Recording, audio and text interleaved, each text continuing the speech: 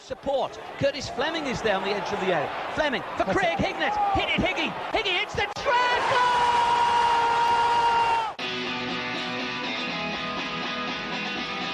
Ravanelli coming alive again. Juninho wants the ball played to him. Ravanelli spots out Emerson!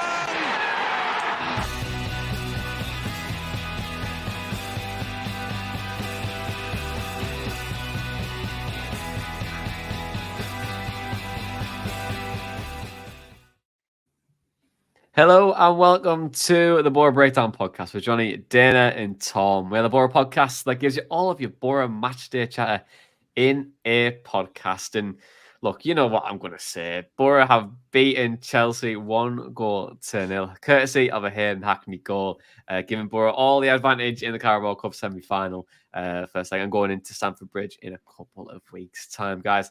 We were all there. We all went to the Chip Fan together. We were all getting interviewed on 5 Live. Get the Chip Fan in first. But how are we feeling? Because I think I've just came down a little bit from the win last night. Dana, how are you feeling about Boro beating Chelsea at the Riverside last night? Fucking hell! How do you even sum up that game and the emotions that? I mean, I am not the same person that I was before kickoff yesterday. I could tell you that for much. I feel hungover today. I must admit, I feel hungover. And I had a little bit of gin yesterday before I left, just to take the edge off a little bit. Did it work? No, I was shitting myself as soon as as soon as the game started. But yeah, I feel physically and mentally exhausted after that. I don't think I've spent that much energy and emotion on a football match. I mean, it was just incredible, really. I am immeasurably proud of Boro because, we had 2 players go off within the first 20 minutes. Latelath went down within the first 37 seconds, was it? Something ridiculous like that. Like, we're massively up against it anyway, playing against Chelsea. And then to have 14 injuries after Alex Bangura went off, massively stretched squad. And I mean, the mental effort that, the players put in to make sure that they got over the line was incredible. The concentration of knowing when to press, when to cover, when to man mark, when to defend, when to boot the ball up like Johnny Howson did a couple of times. Oh, God, it was incredible. And I said before the game, I would give anything for Boro to beat Chelsea tonight because they were the only top 6 Premier League side that I had never seen Boro beat, because we were actually on a 9-game losing streak against them in which we hadn't recorded a single goal. Now we can say that we not only scored against Chelsea, but we beat them as well. And yeah, just an unbelievable night that will live long in the memory. Tom, how are you feeling? I mean, you got the Spanish Carlin in hand and the Madri, so you look like you're happy. Yeah, I can't complain today. Everything's good. I was the same as Dana. Actually, I'd never seen Boro beat Chelsea in person. The first season ticket I got was a half-season ticket in the second half of the season, the last time we beat them. So I'd already missed that game and then just never saw us beat them again. I said that on 5 Live before the game as well. I said, or just before we kind of went live, just said I've never seen us beat Chelsea in person, and that's one ticked off the bucket list. But I've also never seen us beat Chelsea twice, and seeing the second one on TV. So that'd be great to see and tick off the bucket list as well. But no, I mean that was some atmosphere last night. It was great to be a part of. I'm really glad that I went. I had to pick one out of Villa and Chelsea to go to. I think I picked the right one there, and yeah, I mean it was possibly the longest 90 minutes of my life because as kind of good footballers as Chelsea are, I mean, just having all the possession, the fitness levels from them were incredible to be pressing us the way that they were, but we defended so well, and weirdly for us, all the possession that they had, other than the chances we gave them, they didn't ever look like scoring. But I didn't want to kind of think that during the game because I'm like, I'm going to jinx it here. But yeah, just what a game to be sitting and watching last night. buzzing with the result, and then it gives us a little bit of hope and gives us something to take into the second leg as well. Yeah, absolutely does. And for me, yeah, I think I've just came down from it. I think I know it's been a busy day for me anyway, but just emotionally drained. The second half, I couldn't watch most of it. I was getting, as the pressure was starting to crank up even more. Chelsea were missing chances on not creating too much, but when a team pins another team on their own box, really, it can be a difficult watch for anyone. So yeah, that was really stressful. But the elation of Hackney scoring and the whole build, I was just excited throughout the day. To be honest, I wasn't bothered about I wouldn't say not bothered about the game, but I was just like happy and content that, you know what, we're in the semi-final. I'm just going to enjoy it. Whatever, we win, we win. We don't, we don't. And yeah, now that we've won, it's just like brilliant. Can we maybe do it again at Stamford Bridge in a couple of weeks? But yeah, we'll soon see. But obviously, dead chuffed and just emotionally exhausted. I think like pretty much every poor fan is. But let's chat about the game, because we did have 4 changes going into the game, and obviously against the side that lost against Aston Villa. 2, players got injured straight away, and Latin and Alex Bangura, which we still don't know much about. And Dana, appreciate those players went off. Matt Clark came in and did superbly well. But how would you assess Middlesbrough's overall performance yesterday, because it was something a little bit different from what we've been used to, especially the last couple of games? Yeah, it was. And I think Carrick deserves immense credit, really, for the way that he's set up, because, okay, maybe to a degree it's fallen in his favour a little bit, given injuries, but also let's give him credit because, that hybrid of a back 3 and a back 5, and at times a back 4, it's really blocked off the space. And I think we did that really well yesterday. Chelsea didn't look like they wanted to even find an answer, to be honest. They were incredibly poor. But at the same time, Boro were excellent. They're really efficient defensively. Again, that mental test for them, probably more than physically, actually, because when you don't have the ball for that long, as we did in pretty much the whole of the second half, to be honest, and for the majority of the game, actually, it's going to test you, and it's going to test basically when you press, because Boro sat back a lot, and I think that was a really good game plan, just to be able to, as I said, block off the space. And you mentioned it on BBC 5 Live before the game, to make sure that you control the centre of the pitch and not let them dominate that middle part, and to force them out wide. And we did that so well. And I think credit has to be to the players for adapting, because obviously when Bangura went off, Engel moved into that position and he did really well, and Matt Clark came on and he was fantastic. He got his head to pretty much everything in that second half. There were a few moments in the first half where he was caught ball watching a little bit, but he really grew into that game. And Dale Fry was immense. He was unbelievable in that match, physically dominant, really just took command of that game. And yeah, to a man, they were all absolutely excellent. I can't fault any of them, to be honest. I was so proud. There was multiple moments in that game where I wanted to go on that pitch and just help them and, boot the ball out for them, because I was, we all saw it. We all saw the massive effort that they put in to getting that result over the line. And I'm so proud of every single one of those players. I'm going to cry in a minute, I think. I've become a massive softie over the years with football, but that just made me so unbelievably proud, because we have a shocking record against Chelsea. They've done a number on us on a number of occasions, and it's great to be able to say that we did a number on them yesterday. Tom, how would you assess it? Like I said earlier, just the longest 90 minutes of my life watching that. I think especially after we scored, because I'm just like, I really want to see us hold on to it. I couldn't, and I still haven't researched this, I couldn't figure out in my head if away goals apply in the Carabao Cup semi-finals. So as well, I'm sat there thinking, God, I hope they don't get one and like take that back to Stamford Bridge and win it that way.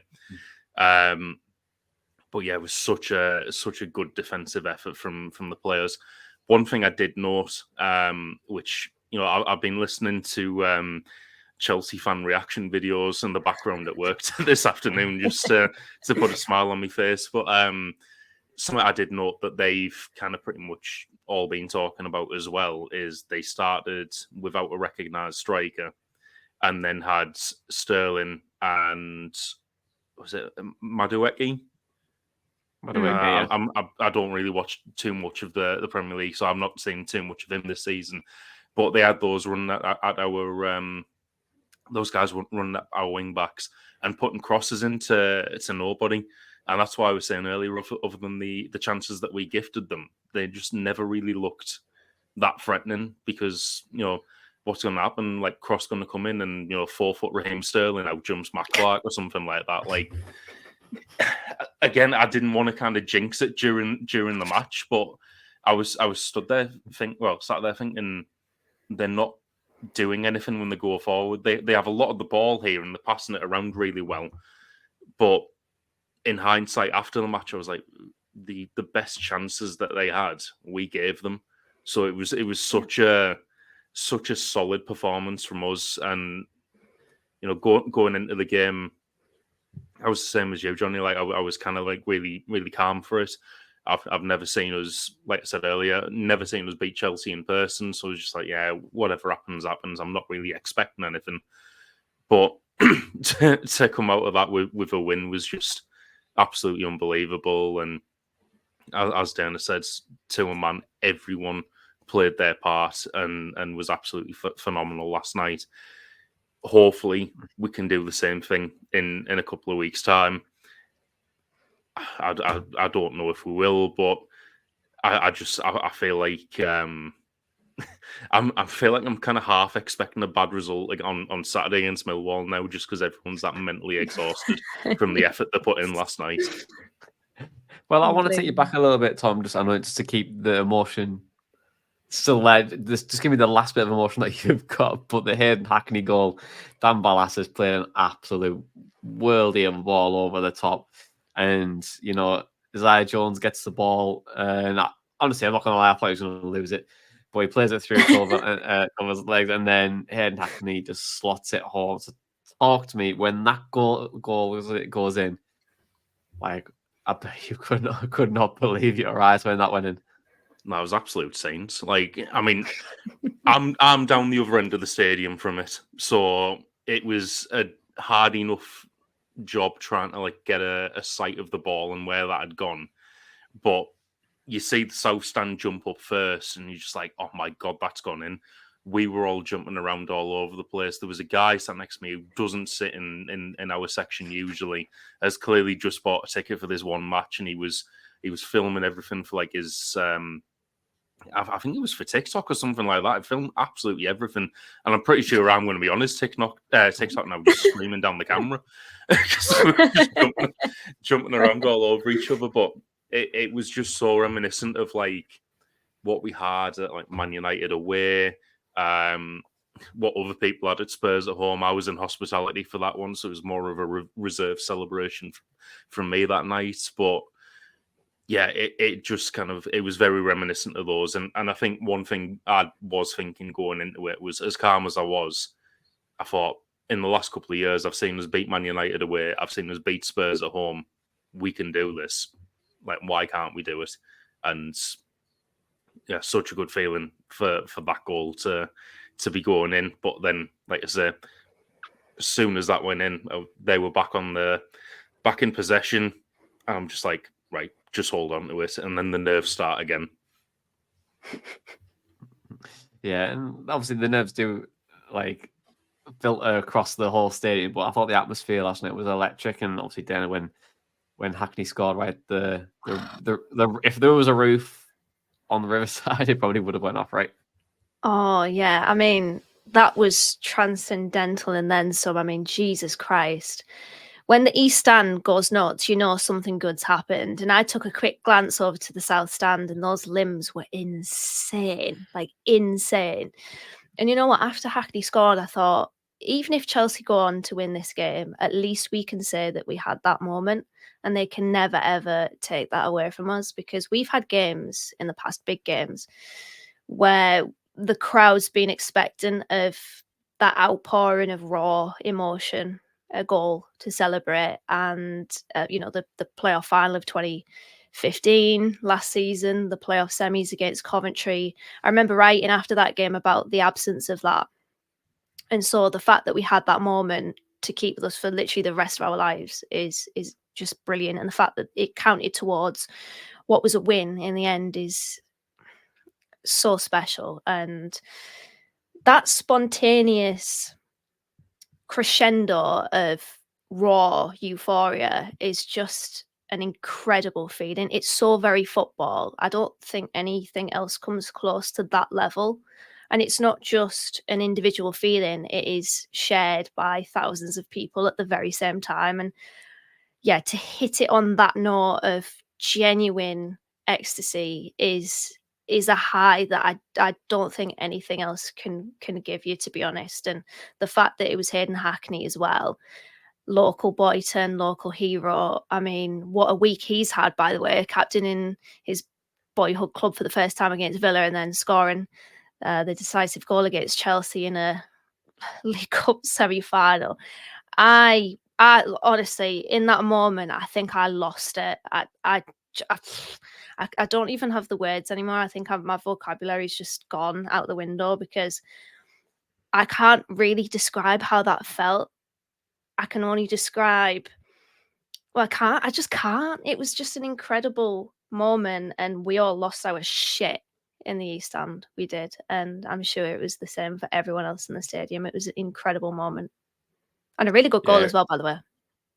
Yeah, really good goal. And, I think the way that Balassa gives himself a little bit of space, the first time ball right over the top and to hit it so perfectly is incredible. And I would say Balassa's been amazing the last couple of games. But I'll come to praise and place a little bit later on. But for me, it reminded me of the European nights a lot when, those European nights sometimes when you're playing like Lazio and you win into, and I remember when Zenden scored, and that was just like electric, the Steaua Basel games.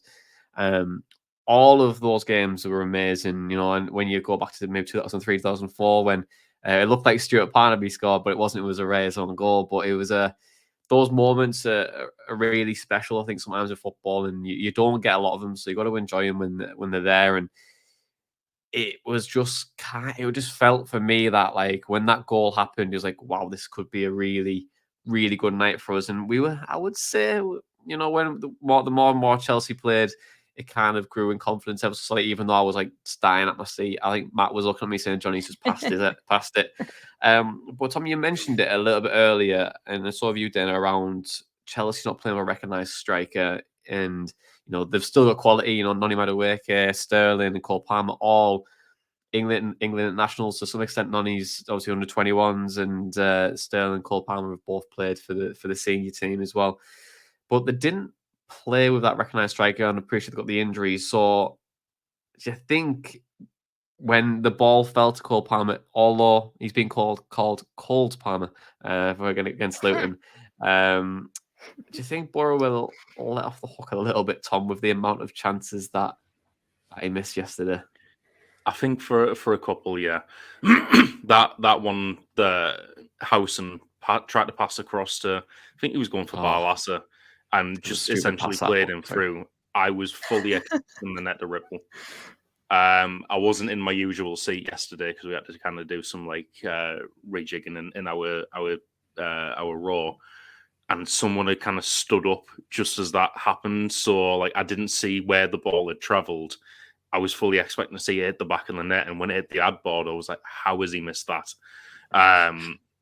A similar thought process for when he managed to scoop it over from 4 yards out. But I think what I was thinking, again, thinking it quietly to myself, trying not to jinx it, was like, this looks written. Like the amount of chances, the amount of things that are going wrong for Chelsea tonight. I was like, this should only go one way now, and it should be like we hold on to this lead and take a win away. But yeah, just it, like I say, it seemed written. So many things were going wrong for them. They were having shots which were going into Rose's head. Cole Palmer, missing sitters. Just players not really playing as we would probably expect them to.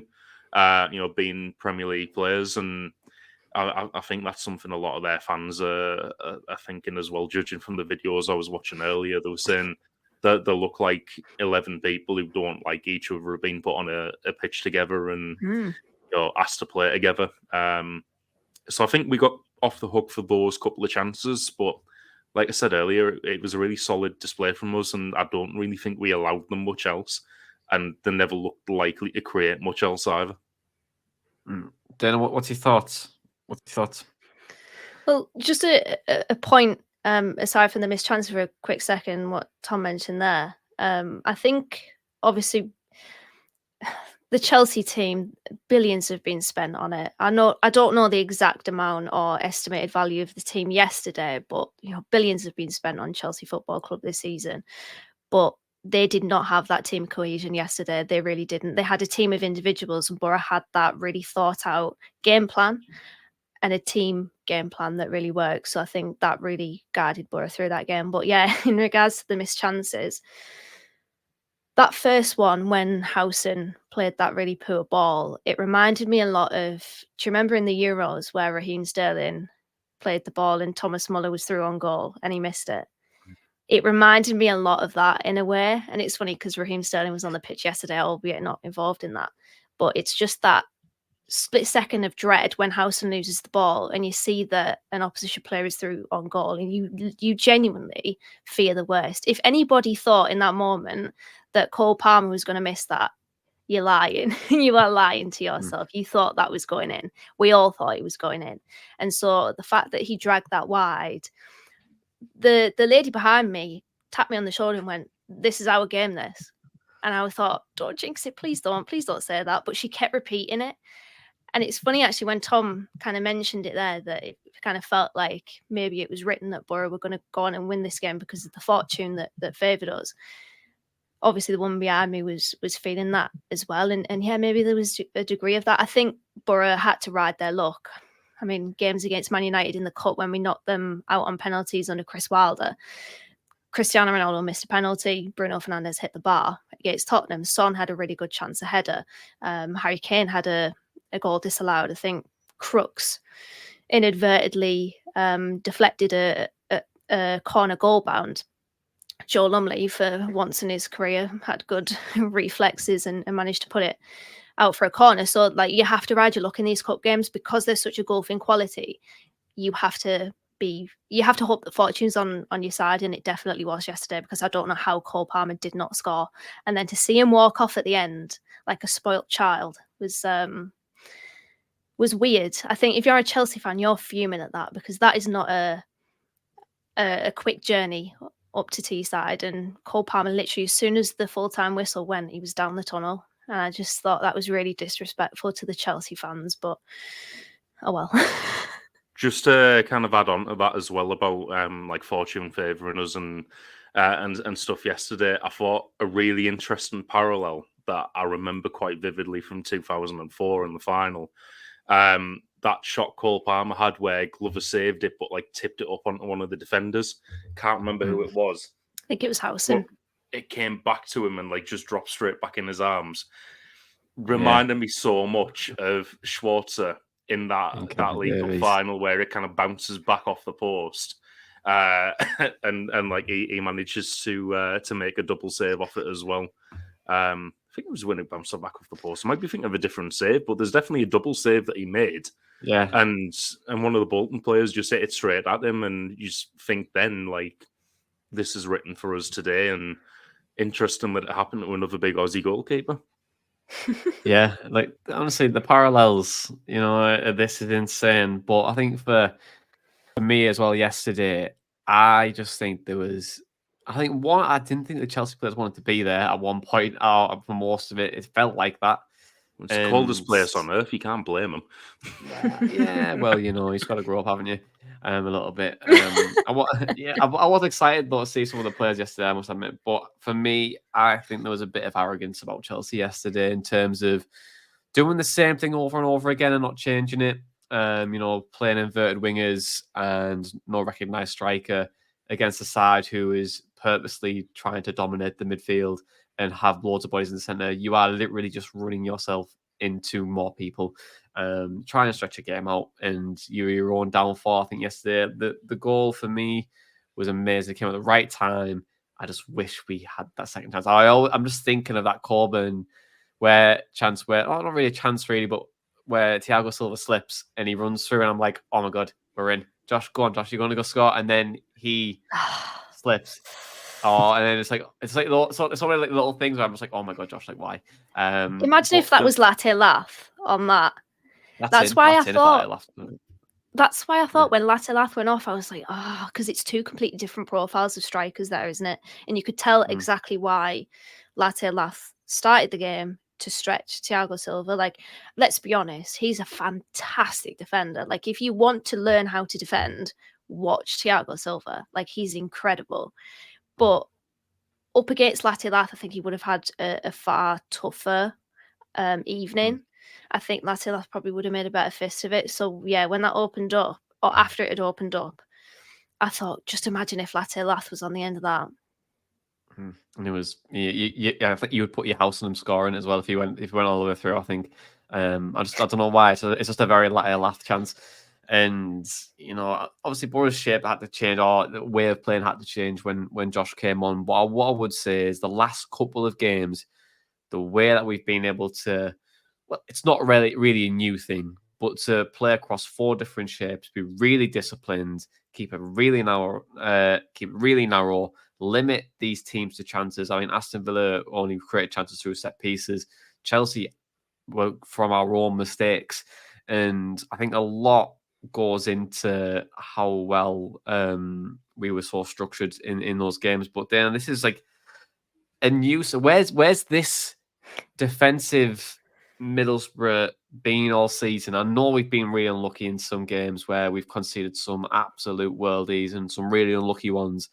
But where's this defensive unit been? Why hasn't it not clicked already? You know what I mean? I know it's a bit more defensive. The shape's changed a little bit slightly, but where's it been? Well, I mean, we haven't been playing with this system, this formation in the league. And I think you've got to acknowledge that the past 2 games have been against Premier League teams. So we do have to be a little bit more conservative in our approach, but still, when we can, try to get at them, get in their faces, and try to be incisive as much as we can be on the attack. I mean, they showed a graphic on Sky before the game where we were averaging 1.8 goals per game last season, and now it's only 1 per game. So, like, obviously we've taken a dip in terms of our threat up front, but defensively we are underperforming our expected goals against. And I mean, people will tut at that and raise their eyebrows and say XG is a load of rubbish and whatever. Hopefully people know by now that we do like our XG on this podcast. It just peels back another layer of a football match. But even taking XG out of the equation, if you look at the goals that we've conceded this season, for a lot of them, you think, God, we shouldn't be conceding that. Like, there are so many examples, because Matt Rowney obviously has the compilation of it, where like the Wesley Hoot one, where he literally volleys it straight in from a corner, top bins, Andre Dozzell pinging one in, arrowing it into the top corner. Like, you don't need XG to think that just shouldn't be going in, but XG gives you the data behind it that it's unlikely to go in. So our defense isn't terrible. That's the thing. Like, you look at the amount of goals we've conceded and you create this narrative that it is, but it isn't. And it's been different in recent games because we've switched the system. We've had to. We're playing superior opposition to us in every department in Villa and Chelsea. I know Chelsea are waning a little bit, shall we say, in the Premier League. They always seem to be going through a bit of a rebuild, to be honest. But they're still a superior team to us. They took off Enzo Fernandez yesterday, a £100 million signing. For one of them was £100 million signing in Mudryk. Yeah, Mudryk came on and he was like, wait, was he 80? I mean, they've spent far too much on these players, let's be honest. But, you know, they're paying for potential, I guess. But yeah, we've had to change it because of that. And do I want to see this continue in the league? Probably not, because I think it does give us it takes away our attacking threat, which is already lesser than last season, but still relatively okay. So yeah, we've just had to adapt. And that's why this defensive unit, we're seeing it, because we've adapted depending on our opposition. And to be fair to Carrick, it's worked. But to say that our defence has been really awful this season, I think would be it just wouldn't be the narrative, to be honest. We've underperformed, yes, but we have been massively unlucky, and you can't get away from that. I agree. And then I just want to go for one final point on the game yesterday. It was actually pre-match. But Tom, we went to a certain place yesterday. It wasn't Shouthouse Island, for our listeners and viewers. It wasn't Shouthouse Island because you would have had a lovely time before kickoff. But we went to being realistic, so... Yeah, I know. Yeah, you do burn really badly, don't you? But we went to a special place, mine and Dana's pre-match chip van. You got the works, and I just want to know how you felt about it, to be honest, because were you happy with it? The £6, you got the meat chips. Johnny, I'm never going anywhere else for food before the match. Like, all after £6 was absolutely immense. Yeah, I mean, to explain it to the listeners, it was chips, pork, gravy, and stuffing. Like, what more could you ask for before a game? So, yeah, I mean, they've got another regular customer now. Thankfully, it's next to the car park where I park. So, it's a very short walk from the car to there, and I will be attending every match day. So I might see you there. I can't believe that you've missed out on it this whole time when you literally park right next to it. That is insane, Tom. I know. Shame on you. I should have dragged it on a little bit more because I know you're waiting to go for your tea in a minute, Johnny. But yeah, just excellent food. Footy scan. Well, keep the praise coming because it's now time for the praise and place.